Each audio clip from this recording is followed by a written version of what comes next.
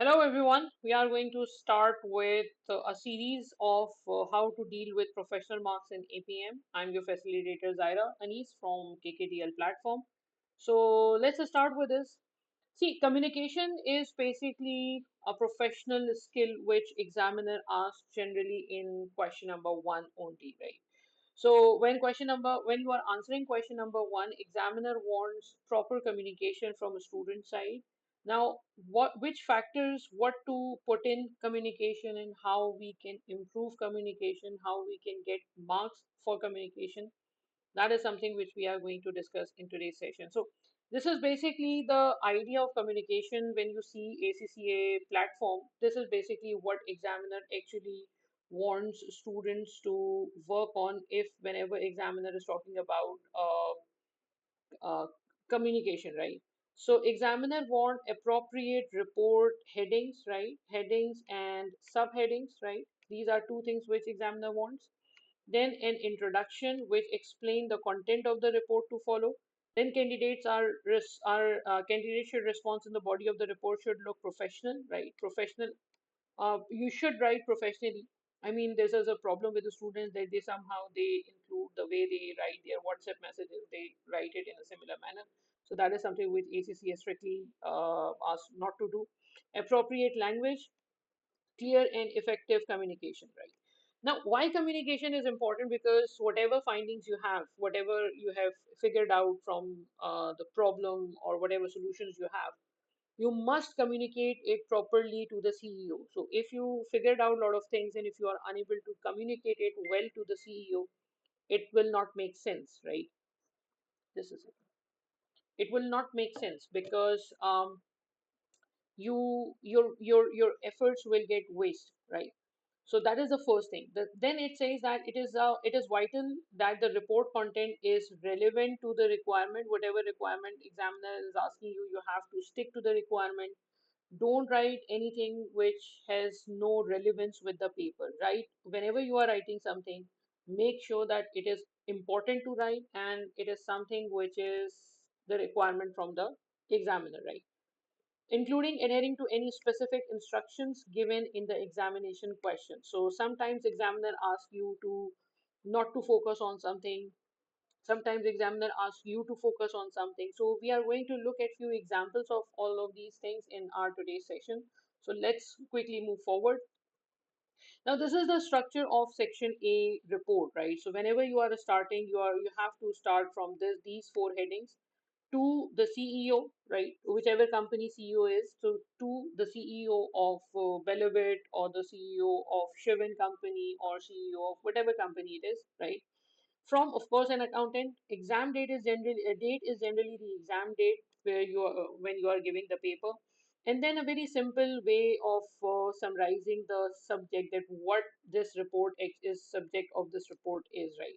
Generally, it's evaluation on performance measurement and other issues is evaluation of performance report and big data analysis, performance report and quality issues, performance report and maybe some quality issues in the company.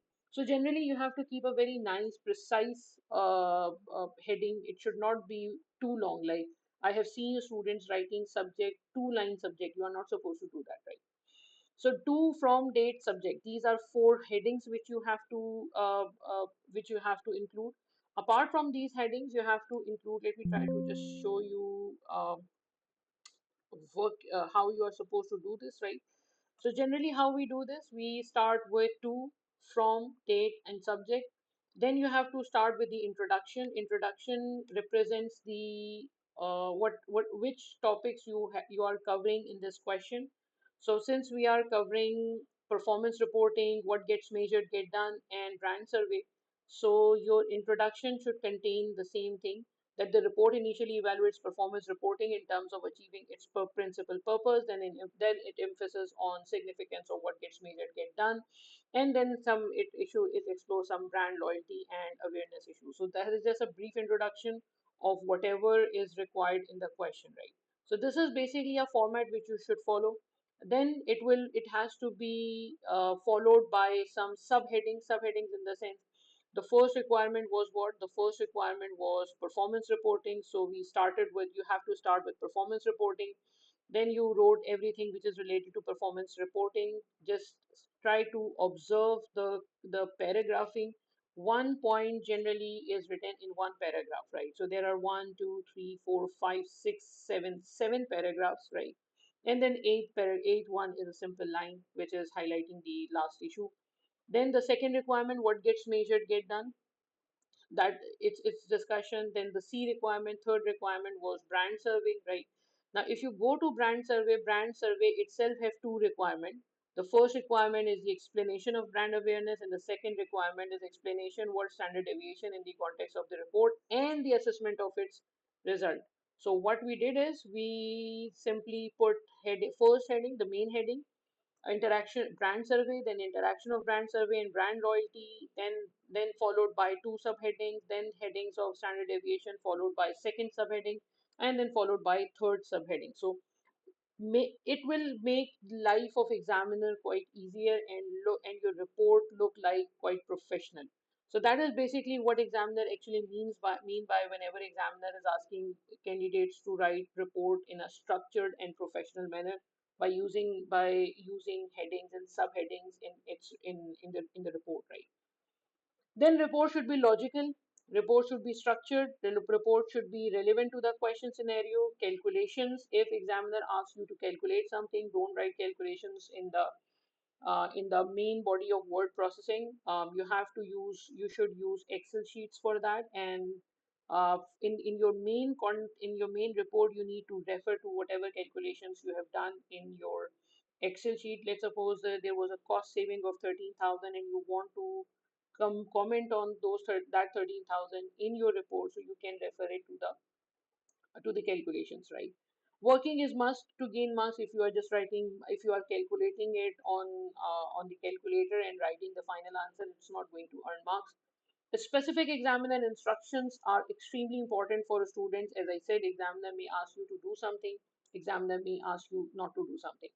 So first of all, we are going for a logical and a structured part, right? So this is basically an example which I took from ACCA, not ACCA, I mean the students' report. The students said sales are down. The company should improve its marketing cost as costs are high and customers are unhappy, right? So basically, he or she has communicated the idea, but this is not a professional way of writing your answer. You can write the same thing. You can write like sales have declined by 5%, which suggests reduced demand. That is something, that is a fact which we are quoting from the question. One major reason seems to be ineffective marketing as costs have increased without improving sales. That is the reason why this happened.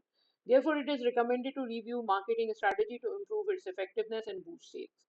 That is the action which we are proposing, right? So instead of writing and assuming that since examiner is an educated person, he or she will understand whatever we are writing, it's not a good idea. You should write in a proper manner, but at the same time, don't overwrite.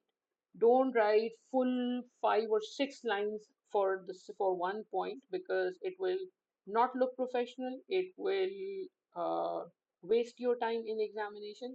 So keeping a balance between too less and too much is basically something which you have to gain. This is the second example, the logical and structured way. The market share is good indicator, but the use of relative market share will improve the strength of the report. This is something which the student wrote, right? Now, how we can improve it? For the first element of mission statement, market share can be used to assess current sales relative to the industry. So this is basically what they were already measuring. However, Shivan aims to become largest clothing brand. It also needs to evaluate its performance against the competitors. So we are highlighting a point that look, you are carrying out, you are conducting, you are calculating your market share, but you are not realizing that if you have a market share of 15%, maybe your competitor has a market share of 25%.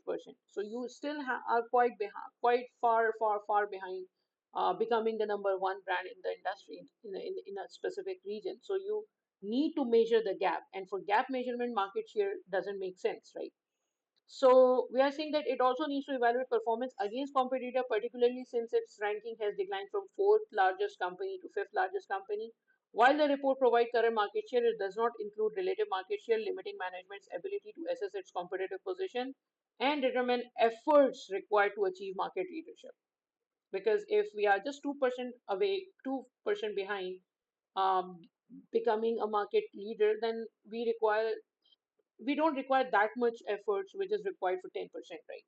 So that is a professional way of writing the answer. You are supposed to write with reasoning, proper manner, and referring to the situation, whatever the situation is. As I said, um, since the company position has declined from fourth largest point to fifth largest point, this is extremely important for the company to calculate the relative market share, right? Then let's come to the presentation part. Now, there was a question Shivin company where examiner asked students to write the problems with the presentation of the report, right? I mean, there was a report and examiner asked students to see if presentation of the report can be improved, right? So I generally ask students to write the presentation, how they will write it in a report. So there are three ways of writing the same thing in the report. This is the first one, where you have written everything, but for me as an examiner, I need to sort out what is written where, right? Then there is another way of writing the same answer. Five major problems have been highlighted. So I think, okay, fine. Students have identified information overload, lack of industry average, lack of percentage change, repetition of same information, report contains operational insurance information. So I know what are the five issues the students is going to talk about. If I really want to read further, I will read further, right? But I know that the students have identified the major 5 points, right? Now, this is the third way of answering the same question, where I figured out that, look, this is the problem and I wrote about it. This is the problem and I wrote about it, right? This is a better way of writing. This is the better way of writing the same answer, right?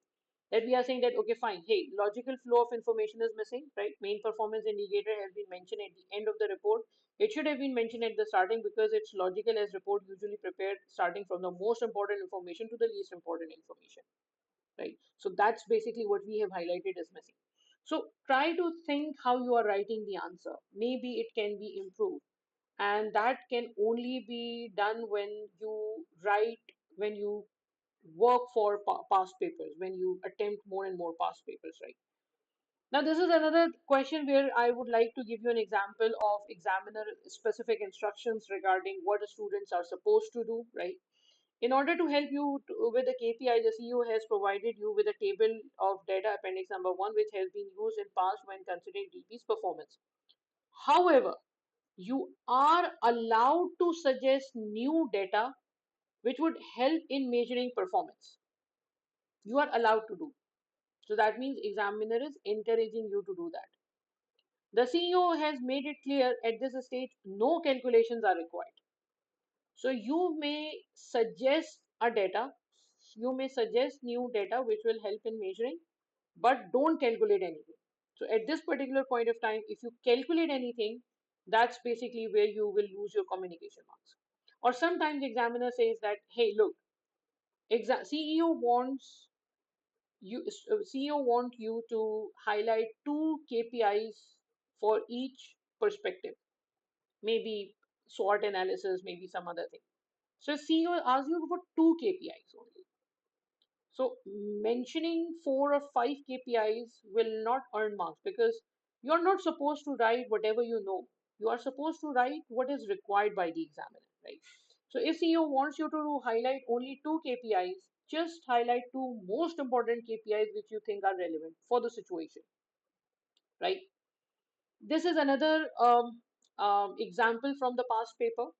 The board has been investigating new methods of production and cost control in order to achieve the cost reductions needed to remain competitive. The board has been considering various Japanese production control techniques and has shown particular interest in the possibility of introducing Kaizen costing and replace them with the existing standard costing system.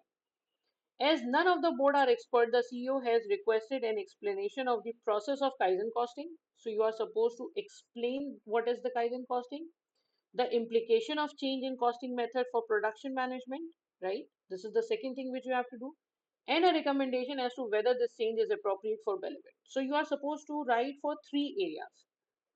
If you forget to write for these three areas, or maybe if you miss one area, that means you are not taking care of what examiner asks you to do. You will lose marks, of course, communication marks too, right? It's better to highlight to include this in report by using some subheadings, right? For example, explanation of Kaizen costing, write a paragraph about it.